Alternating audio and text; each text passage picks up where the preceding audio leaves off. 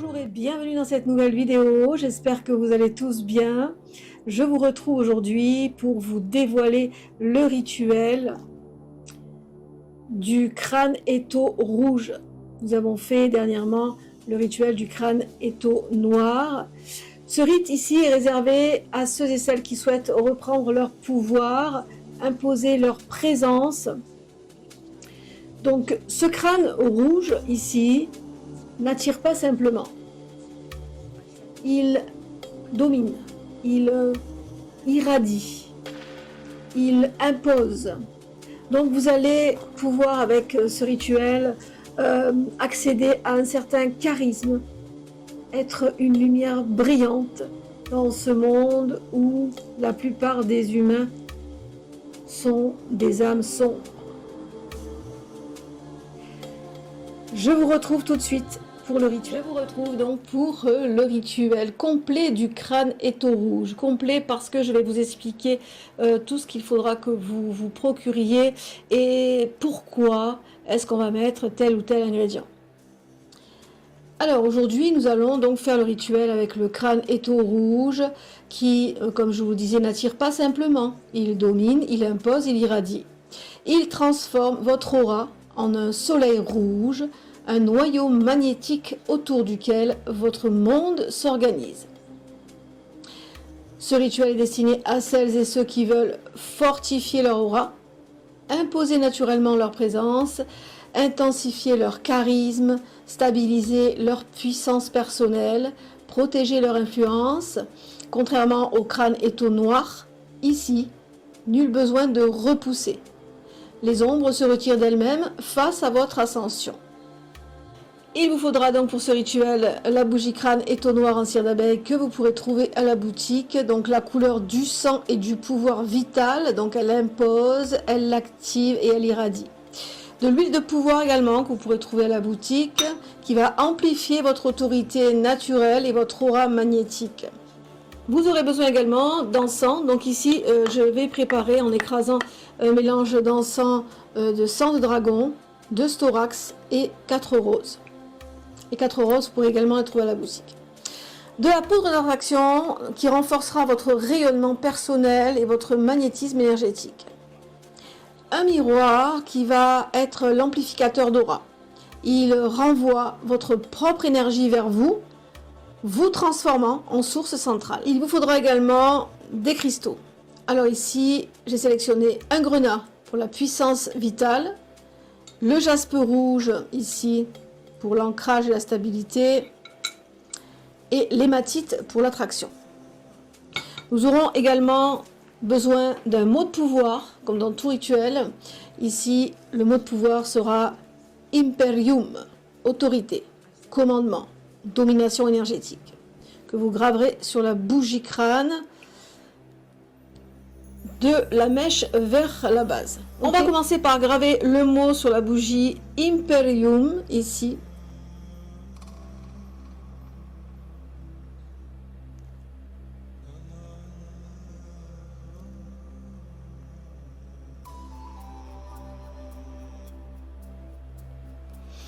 Vous pourrez graver également votre signature cosmique, votre nom, prénom, date de naissance, si vous n'avez pas votre signature cosmique.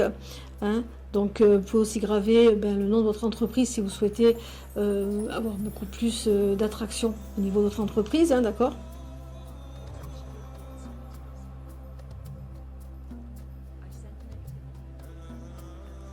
Ensuite, nous allons oindre la bougie avec de l'huile.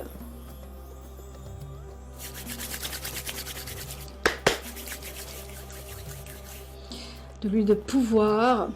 Et vous allez dire, lorsque vous allez oindre la bougie, ma force se lève, ma présence s'enracine. Toujours de la mèche vers le bas, d'accord? Pour l'élévation de votre pouvoir personnel. Ce n'est pas nécessaire d'en mettre beaucoup, d'accord? Alors ensuite, nous allons positionner notre bougie. Évitez de mettre de l'huile sur la mèche aussi. Notre bougie sur le miroir. Vous allez disposer les pierres en triangle de manifestation, donc pointe vers le haut. Ici, c'est face à moi, donc pointe vers le haut, afin de diriger la force du rituel dans votre aura. On va ici élaborer avec ces cristaux un champ magnétique, un champ énergétique pour pouvoir justement concentrer le rituel dans ce triangle de commandement. D'accord? Alors on va maintenant prendre notre poudre d'attraction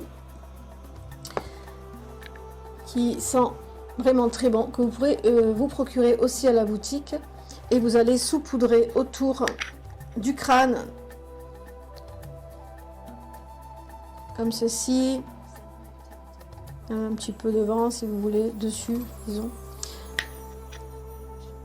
dans le sens des aiguilles d'une montre, d'accord, parce qu'on veut attirer. Ceci va vraiment symboliser un cercle d'étincelles invisibles.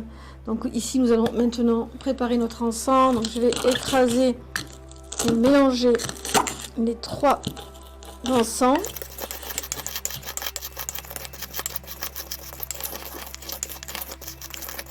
Alors j'ai écrasé mes 3 encens. Ça sent divinement bon. Regardez cette couleur. Magnifique. Je vais allumer le charbon et vous expliquer le rôle de ces 3 encens dans ce rituel.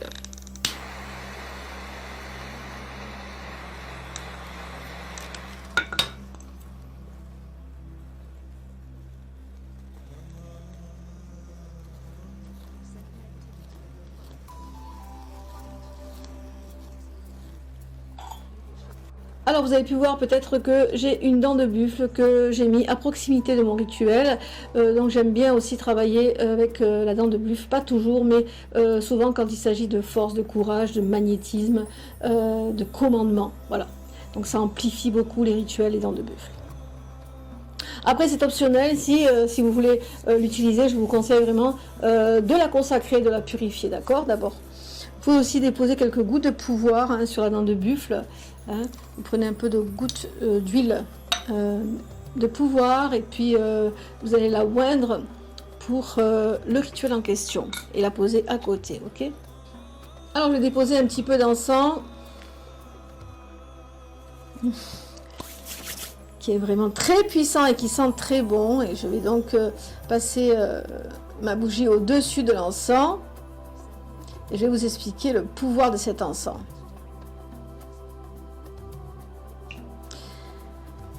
Alors ici, le sang de dragon, bon, c'est mon encens vraiment phare, c'est celui que je préfère vraiment entre tous les encens qui peuvent exister. Le sang de dragon, c'est vraiment l'encens qui m'est relié.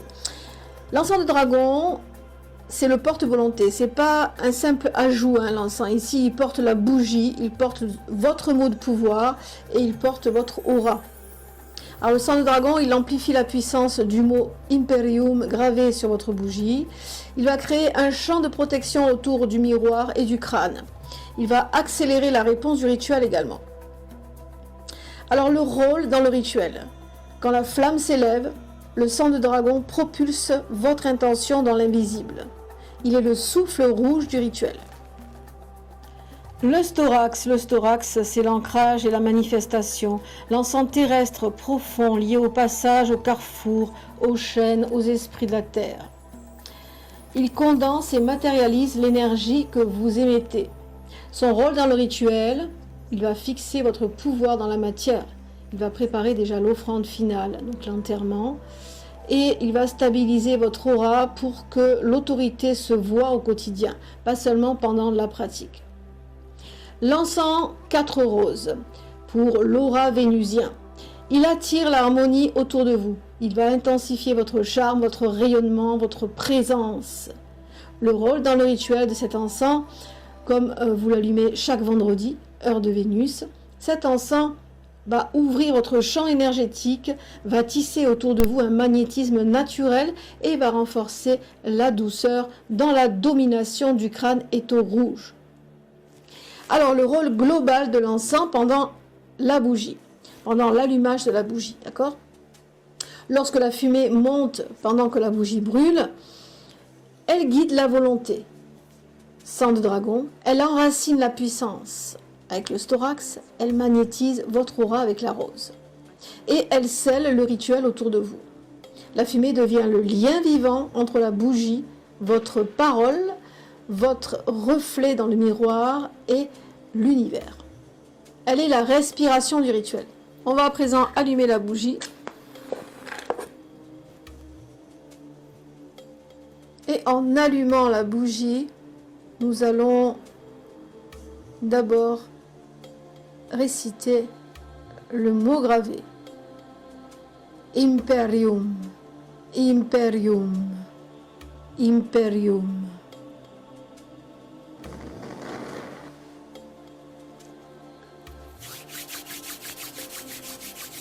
Et ensuite, vous allez dire: je suis l'axe et la flamme, je suis la voix qui ordonne. Aucune ombre ne me domine, aucune influence ne m'imprègne. Sous l'étau rouge, ma volonté se grave, mon espace m'appartient. Ainsi je règne. Imperium. Laissez votre aura se déployer comme un manteau rouge et vibrant. La bougie sera allumée chaque vendredi à l'heure de Vénus pendant une période de 28 jours. Chaque allumage est une montée, une nouvelle strate de pouvoir qui se fixera en vous. À chaque séance, vous allumerez la bougie et vous allez prononcer 3 fois Imperium, Imperium, Imperium, et ensuite réciter l'incantation complète. Le moment optimal pour ce rituel du crâne étau rouge sera le matin en heure Vénus. L'énergie sera ascendante, pure, réceptive. Les effets seront activation initiale du charisme, de la présence et du magnétisme personnel. Alors pourquoi le matin? Votre aura se synchronise avec la montée du jour, le soleil naissant et les vibrations de Vénus. La bougie allumée le matin ancre le mot de pouvoir dès le début de la journée. L'énergie est fraîche et malléable, ce qui permet de projeter votre intention avec force dans l'univers. Voici l'objectif du matin, le rayonnement immédiat et la mise en marche du cycle de 28 jours. L'après-midi, tardif, avant le coucher du soleil, jamais la nuit. Donc en heure de Vénus également. Vous avez 3 heures de Vénus dans la journée, 3 heures planétaires dans la journée.